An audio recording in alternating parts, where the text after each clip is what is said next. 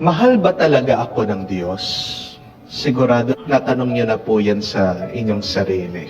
Sigurado natanong nyo na yan habang kayo'y nagdarasal. Hindi po ba? Palagi natin naririnig sa mga pagbasa sa salita ng Diyos, mahal tayo ng Diyos. Palagi nating naririnig sa homilya, sermon ng mga pari, mahal kayo ng Diyos. Sigurado narinig mo na rin yan sa ibang tao. Pag binibigyan ka ng advice, huwag kang mag-alala, mahal ka ng Diyos. Pero bakit iba yung ating nararamdaman at nararanasan minsan? Hindi po ba?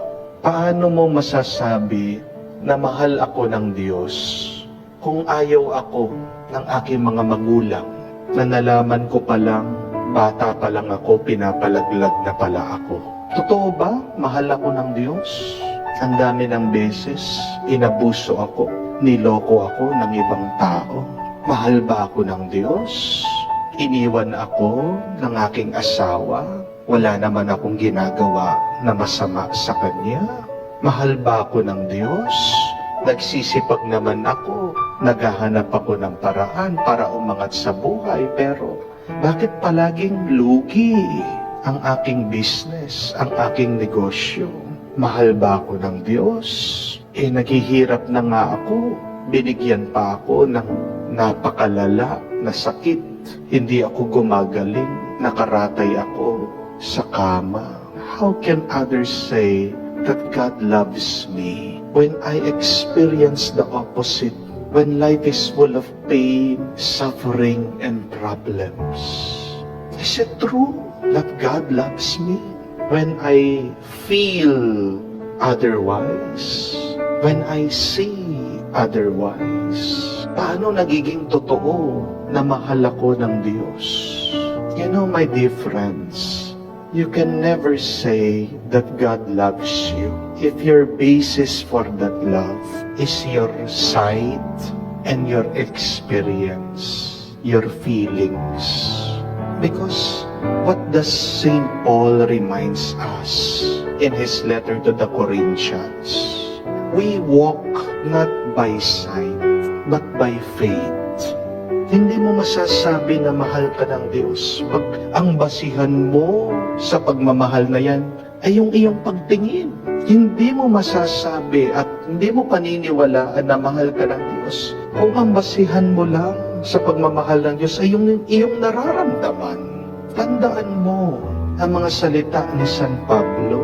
Tayo'y naglalakbay sa buhay na ito, hindi sa pamamagitan ng ating mga mata nakikita, pero sa pamamagitan ng pananampalataya. And when you have faith, you will believe, you will trust that God really loves you. When you have faith, you will experience that God really loves you. And what is faith? It is believing in the unbelievable. What is faith? It is trusting the Word of God, the promise of God. Ang panghawakan mo, ang kapitan mo ay ang salita ng Diyos. Huwag mong gagawing batayan yung iyong nararamdaman, yung iyong nakikita. Dahil may mga bagay na hindi tayo nakikita na kung saan doon gumagalaw at may ginagawa ang Diyos. Hindi po ba? But one sure sign that God really loves us, if you want proof of this love, more than His word, more than His promise, remember this. Look around you and see those people who care for you. Isang tanda na talagang nagmamalasakit ang Diyos sa iyo, mahal ka ng Diyos, ay yung mga taong minamahal ka at nagmamalasakit sa iyo. Kung paano narinig po natin sa ating ebanghelyo. Itong senturyon, mataas ang kanyang posisyon sa army. Minahal itong tao, minahal ang isang alipin na may sakit. Napakaswerte niya. Sino ba siya? Wala siyang karapatan, wala siyang ari-arian, pero minamahal siya ng isang taong makapangyarihan. Kaya talagang ramdam na ramdam nitong alipin na ito. Mahal ako ng Diyos. Kasi tingnan mo na nga, itong aking Panginoon, nakikiusap pa sa Diyos, kay Jesus, para pagalingin ako. That is something. Ito isang bagay na nakakamangha. Gusto mong malaman kung paano kami namahal ng Diyos? Tingnan mo yung mga tao na nagmamahal at nagmamalasakit sa iyo. They are sure signs that God loves you. Meron pong dumating sa parokya, mag-asawa. Nakita ko itong misis, may sakit. Sabi ng Mr. Father, dumayo pa po kami para pagdasal niyo po itong aking asawa. Pwede niyo po ba siyang i-anoint? Okay po. Sige po. Sabi ko po. Pinagdasal ko, I was laying my hands on her habang itong mister nakahawak, ginagabayan yung kanyang misis. At habang pinagdarasal ko po itong misis, bigla siyang umiiyak, iyak ng iyak. At pagkatapos po ng dasal, tinatanong ko, bakit po kayo umiiyak? Hindi makapagsalita yung misis. Tinitingnan lang niya yung kanyang mister.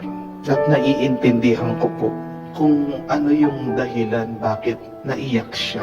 Kasi nagpapasalamat siya na merong umaakay sa kanya, nag-aaruga sa kanya, nagkakalinga sa kanya, nagmamahal sa kanya, kahit na mahina siya, kahit na parang wala na siyang silbi, kahit na may sakit siya. Itong kanyang mister, di po ba napakaswerte ng isang babae pag meron siyang asawa na hindi siya iniiwan kahit na nanghihina siya, kahit na may sakit siya. Jackpot ka pag nakakita ka ng isang lalaking ganyan, di po ba? Huwag mong hahanapin yung gwapo, mayaman, sikat. Aanuhin mo yun kung pag may sakit ka, hindi ka na inaalala. Di po ba? Kung tatapon ka na lang. At ganyan din. Maswerte ka kung meron ka pa rin mga kaibigan na pwede mong sandalan, pwede mong asahan. Pag wala ka ng pera, agad-agad pinapautang ka. Hindi ka ginigipit, hindi ka sinisingil. Maswerte ka pag meron ka mga kaibigan na minamahal ka, inaalala ka, pinagpala ka. Tandaan niya po, pag meron kang mga tao kapalibot sa iyo, nandyan, nagmamahal at nagmamalasakit sa iyo, huwag mong tanungin at hanapin, mahal ba ako talaga ng Diyos? Ang kailangan mo lang tingnan, sino ba yung mga nagmamalasakit, nagmamahal sa akin? Dahil yung mga yan, sila'y pinadala ng Diyos. Sila'y tanda ng kanyang pagmamahal.